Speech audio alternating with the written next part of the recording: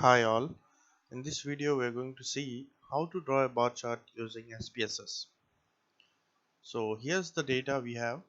Okay, so I just want to draw a bar chart.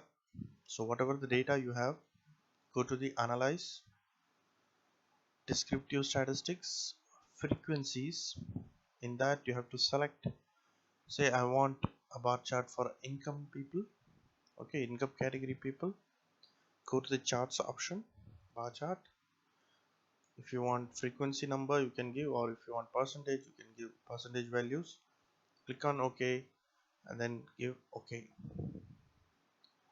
So here is your bar chart.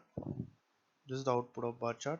So if you want labels on them, just double click this, then click on this one. It will show you the income category. There are around 20 to 49 income category, or about 37%. People under $25 $25,000 income are around 18%, and people who are 50 to 74 are 17.50, and those who are 75 plus are around 26%. So in other options you can just change the colors.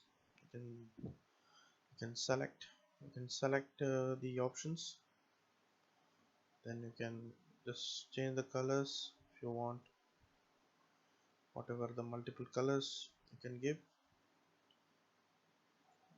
It's up to you to give this aesthetics part.